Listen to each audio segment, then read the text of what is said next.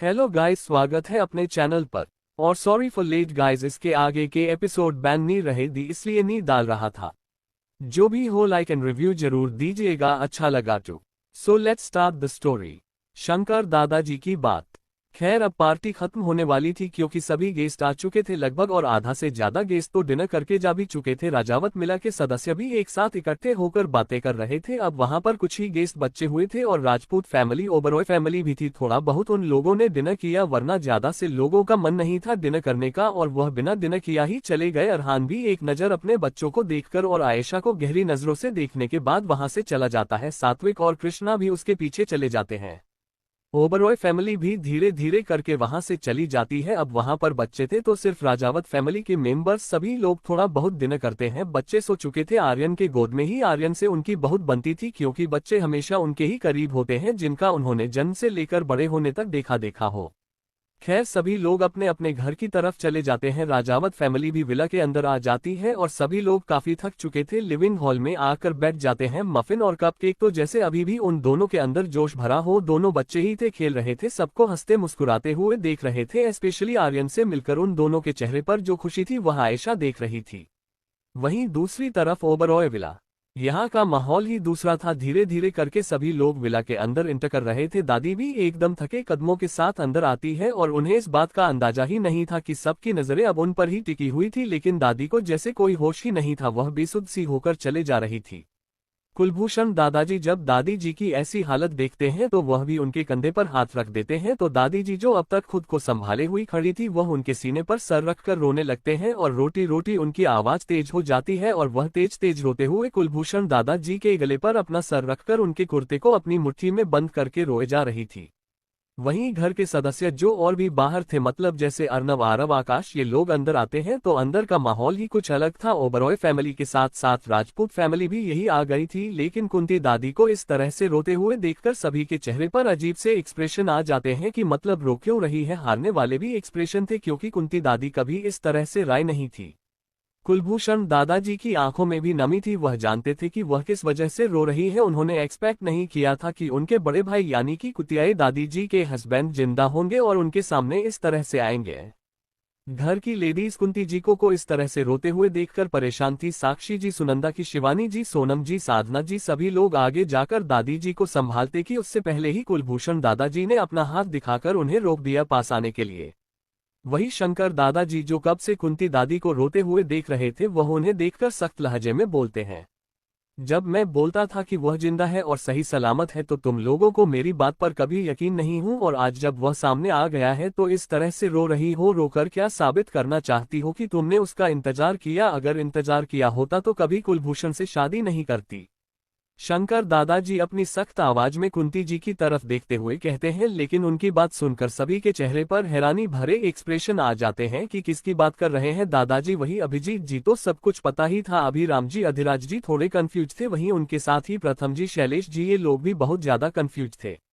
हालांकि प्रथम जी को यहाँ पर सब कुछ पता होना चाहिए, लेकिन उन्हें यहाँ पर सब कुछ पता इसलिए नहीं था क्योंकि वह कुलभूषण दादाजी की खुद की औलाद थी। यानी कि कुलभूषण दादाजी की शादी हुई थी लेकिन उनकी बीवी की डेथ बहुत जल्द ही हो गई थी, इसलिए उनकी और उनकी बीवी की पहली औलाद प्रथम जी ही थे। प्रथम जी जब छोटे थे तभी उनकी परवरिश और उनकी देखभाल के लिए उनके ननिहाल वाले उन्हें अपने साथ ले गए थे। वह अपने ननिहाल में काम से कम 8 से 9 साल गुजर कर आए थे, इसलिए उन्हें इन सब मसले के बारे में जरा भी नहीं पता था। वही कुलभूषण दादाजी जो कुंती जी के सर को सहलाए जा रहे थे, एक पल के लिए उनका हाथ रुक जाता है। शंकर जी की बात सुनकर वह उनकी तरफ देखने लगते हैं तो शंकर जी भी उनकी तरफ देखते हुए कहते हैं, मैं हमेशा कहता था कि कोई जल्दबाजी मत करो, लेकिन तुम दोनों को ही हमेशा से जल्दबाजी थी। तुम लोगों ने इंतजार किया, उसका नहीं किया। अरे जब वह मर ही नहीं था तो उसके जाने का गम तुम लोगों ने मना लिया, लेकिन ये भी नहीं सोचा कि अगर वह जिंदा हुआ, वह लौटकर आया तो तुम दोनों को देखकर क्या बीतेगी उसे पर। उद्धरण चिन्ह विस्मयादिबोधक चिन्ह। घर के सभी औरतें, सभी मर्द और सभी बच्चे जो वहां मौजूद थे, यहाँ तक कि प्रियम, सोनाक्षी, आकाश, अर्णव, स्नेहा, आदित्य, काशवी, आरव, विराज, सभी लोग हैरान थे शंकर जी को इस तरह से बात करते हुए देखकर, उनकी बातें सुनकर। शंकर जी ने कभी कुलभूषण जी से इतनी बात ही नहीं की और ना ही वह जल्दी किसी और से बात करते थे। वह बहुत ही कम बात किया करते थे, लेकिन जब भी बात करते थे तो मतलब की बात किया करते थे। और ऐसा भी नहीं था कि उनके बीच और कुलभूषण दादाजी के बीच कुछ अनबन हो, कुछ भेदभाव हो, ऐसा कुछ नहीं था। बस शंकर दादाजी को ज्यादा किसी से बातें करना पसंद नहीं था। ये कह सकते हैं उनका स्वभाव नहीं था, वह सिर्फ एक ही लोग से बात करते थे और वह थी उनके परम मित्र शोभित राजावत। काश मैंने आपकी बातों का भरोसा किया होता। अब आगे। दादी जी काफी वक्त से रो रही थी, इस वजह से अब उनकी सांस थोड़ी अनस्टेबल होने लगी थी। वही साक्षी जी ये देखकर तुरंत एक सर्वेंट से पानी लाने के लिए कहती है। सर्वेंट फौरन पानी लाकर देता है उन्हें, तो साक्षी जी अपनी सास को पानी पिलाता है और उन्हें सोफे पर बैठने को कहती है। कुंती दादी सोफे पर बैठ चुकी थी, उन्हीं के पास सभी लोग इकट्ठा थे। कुलभूषण दादाजी और शंकर दादाजी कुछ दूरी पर ही खड़े हुए थे। कुलभूषण दादाजी अब तक खामोश थी, उनकी आंखें भी नाम थी, लेकिन वह आंखों में जो पानी था वह अब बहाने को तैयार था। वह कुंती जी की तरफ देखते हुए कहते हैं, मुझे माफ कर दीजिए कुंती, शायद मैं जल्दबाजी नहीं की होती और शायद मैंने आपको इस शादी के बंधन में बांधने के लिए नहीं कहा होता, तो शायद आज बड़े भैया आपके पास होते हैं और हमारा करण भी हमारे पास होता।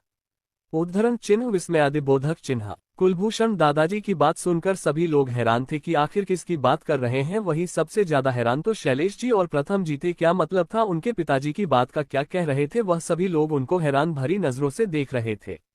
कुलभूषण जी सभी की तरफ देखते हुए एक नजर उनकी आकर शंकर दादाजी के ऊपर ठहर जाती है और वह शंकर दादाजी की तरफ देखते हुए अपनी टूटी हुई आवाज में रहते हैं, काश मैं आपकी बातों का भरोसा किया होता, काश हमने उसे चिट्ठी पर यकीन न किया होता, काश हमने उससे समय कुछ ठोस कदम लिए होते तो शायद आज ये हालत न होते।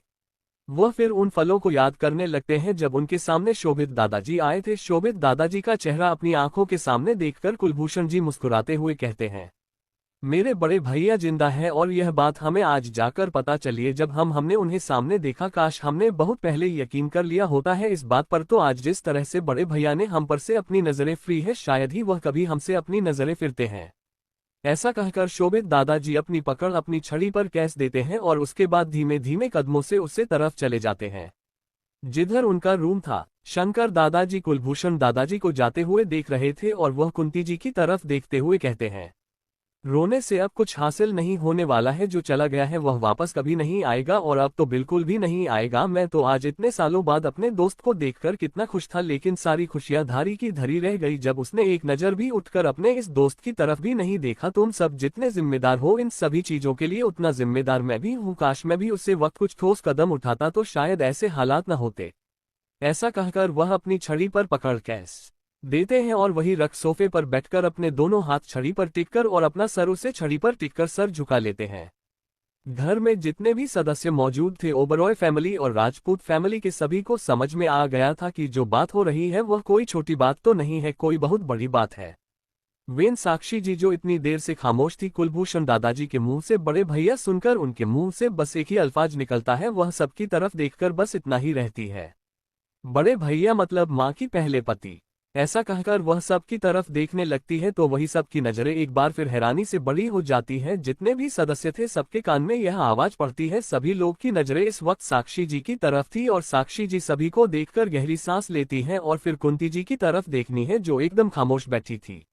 वह अपनी सासू माँ को पकड़कर मतलब कंधे से पकड़कर उन्हें खड़ा करती है और उसके बाद उन्हें उनके रूम की तरफ लेकर चली जाती है। कुंती दादी बहुत धीरे धीरे कम ले रही थी, जैसे उनके पैरों में जान ही ना हो और जैसे वह चलना ही न चाहती हूँ। उनके पैरों ने उनके साथ छोड़ दिया हो। एक तरफ से साक्षी की, दूसरी तरफ से शिवानी जी अपनी माँ का कंधा पकड़कर अपने कदम उनकी रूम की तरफ बढ़ा देती हैं। वही सुनंदा जी, बाकी सारे बच्चे और राजपूत फैमिली की औरतों जैसे सोनम जी, साधना जी, सभी लोग आकर सुनंदा जी के पास खड़ी हो जाती हैं। तो वही सुनंदा जी सबकी तरफ देखकर गहरी सांस लेती हैं और शंकर दादाजी की तरफ देखकर सवाल करते हुए कहती हैं, छोटे पापा आपके कहने का मतलब क्या है? क्या माँ की एक और पति थे और आप किसकी बात कर रहे हैं? कौन जिंदा है? इतने सालों बाद आप उसे देख रहे थे, क्या उनसे मुलाकात हुई थी आपकी आज पार्टी में? सुनंदा जी की बातें सुनकर सभी के दिमाग में यह बातें क्लिक होती है और सभी की नजरें शंकर दादाजी की तरफ टिक जाती है। सभी लोग दादाजी की तरफ देखते हैं, अपने जवाब पाने की कोशिश कर रहे थे। शंकर दादाजी इस वक्त एकदम खामोश थे और वह जब सुनंदा जी की बात सुनते हैं तो उनकी तरफ सर उठाकर देखते हैं तो इस वक्त शंकर दादाजी का चेहरा आंसुओं से भीगा हुआ था। वह कुछ बता पाते हैं, कुछ कह पाते उससे पहले ही उनके कानों में साक्षी जी और शिवानी जी की चीखों की आवाज सुनाई देती है। उनकी आवाज सुनकर सभी परिवार वाले उसे दिशा में देखते हैं जिस दिशा में इस वक्त कुंती दादी जी और कुलभूषण दादाजी का रूम था।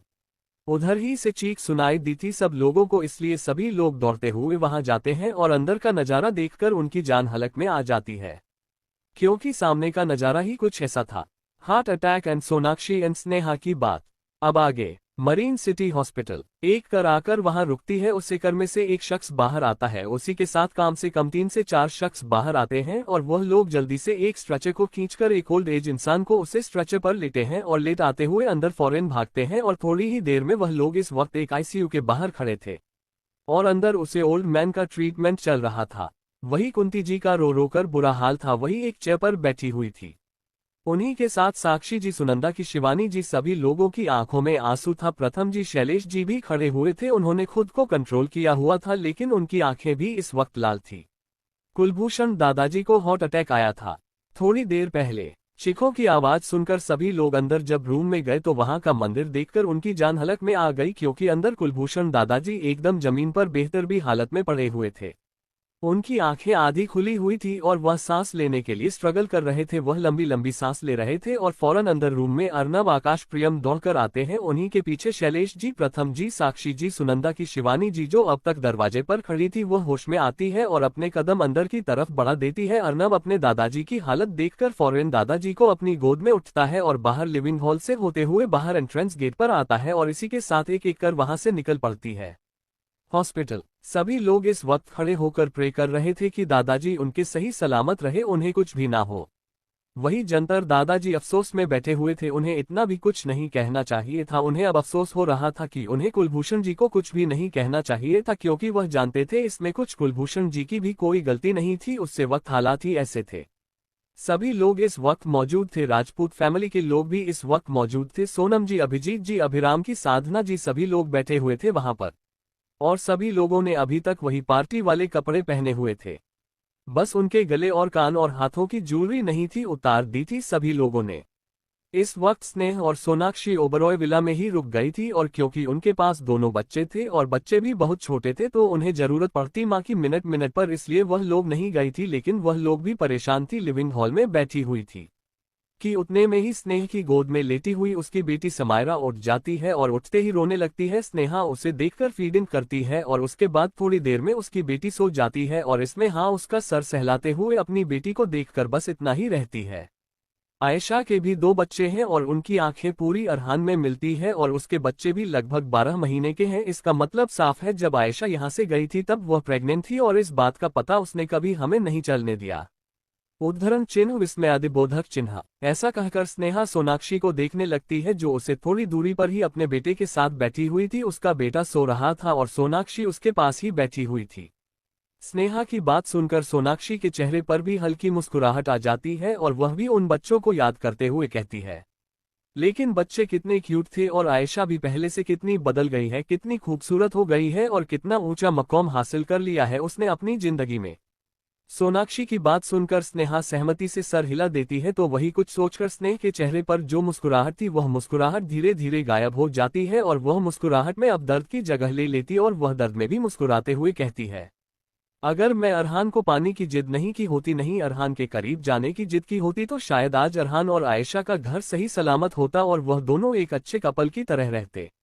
स्नेहा की बात सुनकर सोनाक्षी स्नेहा की तरफ देखने लगती है जिसकी आंखों में अब आंसू आने लगे थे। उसकी आंखों में आंसू देखकर सोनाक्षी गहरी सांस लेती है और फिर स्नेहा की तरफ देखते हुए कहती है, गलतियां इंसान से ही होती है स्नेहा और गलतियों से ही इंसान सीखता है। और आयशा के जाने के बाद तुम्हें एहसास हुआ कि तुम्हारी मोहब्बत अरहान नहीं है, विराज है और विराज और तुम्हारी शादी हो गई और अब तुम दोनों प्यार की एक निशानी है जो इस दुनिया में है और वह है तुम्हारी 1 साल की समायरा।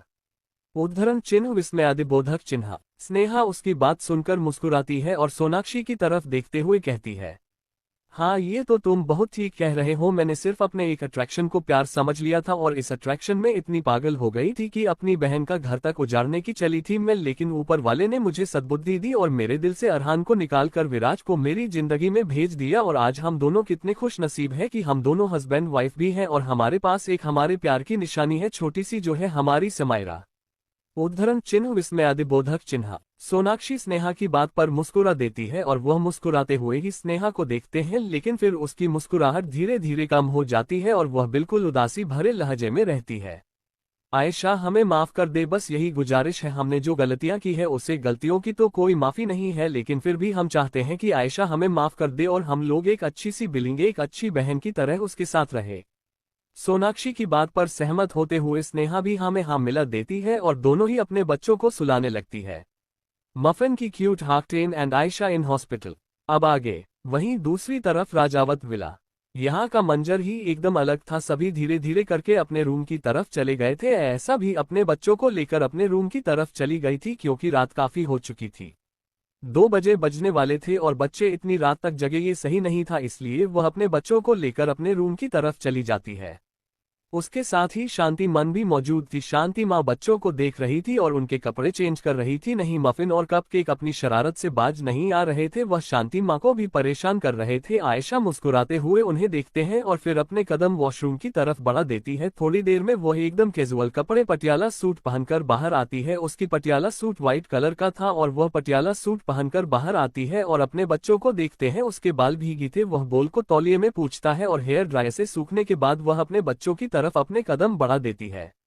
मफिन और कपकेक इस वक्त पेट के बाल बेड पर लेटे हुए आयशा को देखकर मुस्कुराकर हंस रहे थे। ऐसा भी उन्हें देखकर मुस्कुराकर हंसती है और उन्हें देखते हुए कहती है, क्या बात है, अपनी मम्मा को देखा जा रहा है, किस खुशी में भई। दोनों बच्चे उसे देखकर खिलखिलाकर हंस देते हैं और फिर आयशा की तरफ इशारा करते हुए कहते हैं, मम मम मी.lk उद्धरण चिन्ह विस्मयादिबोधक चिन्ह। अपने बच्चों की बात सुनकर आयशा मुस्कुरा देती है, लेकिन अपने कपड़ों को देखकर वह गहरी सांस लेती है और उनकी तरफ देखकर कहती है, 2 मिनट वेट करो, हम कपड़े चेंज करके आते हैं, गलती से हमने दूसरे कपड़े पहन लिए हैं। आयशा अपने कदम वार्डरोब की तरफ बढ़ा देती है। थोड़ी देर में लाइट ब्लू कलर की शिफॉन साड़ी में वह बाहर आती है। आयशा को अब साड़ी पहनकर सोने की आदत हो चुकी थी, वह कंफर्टेबल भी महसूस साड़ी में ही करती थी, इसलिए वह साड़ी पहनकर बाहर आ जाती है। एकदम सिंपल से सिर्फ शिफॉन लाइट ब्लू कलर की साड़ी जो बेहद खूबसूरत लग रही थी उसके ऊपर। और सबसे बड़ी बात तो ये थी कि वह साड़ी में ही कंफर्टेबल होती थी बच्चों को फीड इन कराने के लिए, वरना वह नॉर्मल कपड़ों में ज्यादातर नहीं कर पाती थी। जैसे सलवार सूट में उसे बहुत अनकंफर्टेबल फील होता था, इसलिए वह साड़ी ही पहनती थी ज्यादातर। आयशा जानती थी उसके बच्चे उसके लिए कितना परेशान हो रहे हैं। ऐसा साड़ी पहनकर बाहर आती है और अपने बच्चों को देखती हूँ के पास जाकर एक एक करके उन्हें फीड इन करती है और फिर चलते हुए दोनों को गोदी साथ में लेती है और लोरी सुनाते हुए सुलाने की कोशिश करने लगती है। लेकिन मफिन और कपकेक दोनों ही सोने के मूड में बिल्कुल भी नहीं थे। एक पल के लिए एक कपकेक की आंखें बंद भी होने लगती है, नींद से ओझल होने लगती है और वह धीरे धीरे गहरी नींद में सो जाती है। लेकिन मफिन वह तो जैसे एक्टिव मोड में था, वह सोने को तैयार ही नहीं था।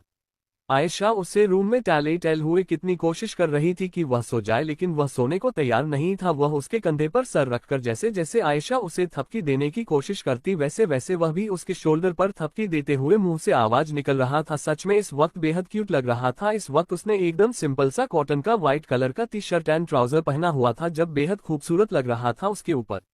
कपकेक सो चुकी थी काफी गहरी नींद में और शांति माँ उसके पास ही लेटी हुई थी। वही आयशा मफिन को सुलाने की कोशिश कर रही थी, लेकिन मजाल है वह सो जाए।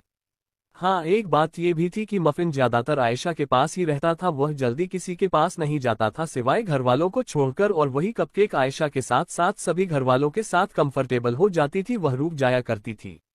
लेकिन मफिन मजाल है वह आयशा को कहीं छोड़ दे। आयशा उससे सुलाने की कोशिश कर ही रही थी कि तभी उसका फोन रिंग करने लगता है। वह फोन की स्क्रीन की तरफ देखती है तो एक नंबर फ्लैश हो रहा था। उसे नंबर को देखकर आयशा के चेहरे पर जो इस वक्त सॉफ्ट एक्सप्रेशन थे वह सर्द हो जाते हैं। वह फोन उठाकर कॉल पिकअप करती है। उधर से पूरी बात सुनने के बाद उसके चेहरे के एक्सप्रेशन बहुत खतरनाक हो जाते हैं और जो खतरनाक पड़े थे वह धीरे धीरे नर्म पड़ने जाते हैं और उसकी आंखों में आंसू आ जाते हैं। फौरन मफिन को अपने हाथ में लिए हुए ही अपने रूम से बाहर आती है और उसे रूम के बाहर ही आर्यन मिल जाता है। आर्यन उसकी आंखों में आंसू देखकर परेशान हो जाता है। वह कुछ पूछता उससे पहले ही आयशा उसका हाथ पकड़कर बाहर की तरफ ले चलती है। आयशा की गोद में इस वक्त मफिन था और वह मफिन को अपनी गोद में ले लेता है और मफिन भी आर्यन को देखकर मुस्कुराते हुए उसके सीने से लग जाता है और आर्यन भी हल्की मुस्कुराहट के साथ उसके सर को सहला देता है और आयशा का हाथ पकड़कर रोककर उसकी गाल को सहलाते हुए प्यार से कहता है, What happened, जान? Why are you crying? Ayesha उसकी बात सुनकर उसके सीने से लग जाती है और आर्यन उसे अपने एक हाथ से संभालते हुए उसके सर को सहलाते हुए बड़े ही प्यार से कहता है, जान इस तरह से होगी तो कैसे चलेगा, मुझे बताओ पूरी बात क्या है, तुम इस तरह से रो क्यों रही हो, पर इतनी रात को कहाँ भाग जा रही हो, वक्त देख रही हूँ 2:30 बजे बजने वाले हैं।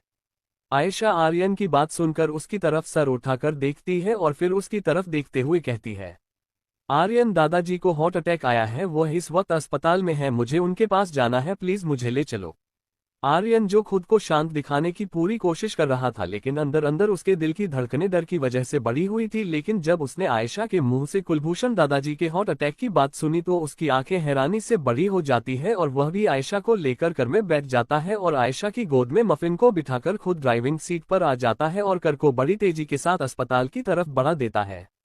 माफ कीजिएगा छोटे चैप्टर के लिए गाइस। आज के लिए इतना। हाई दोस्तों, मिलते हैं नेक्स्ट चैप्टर में जल्द। High thanks for watching my friends, next episode come soon. Like and review जरूर दीजिएगा आज के पार्ट को फ्रेंड्स। और बाय, टेक केयर।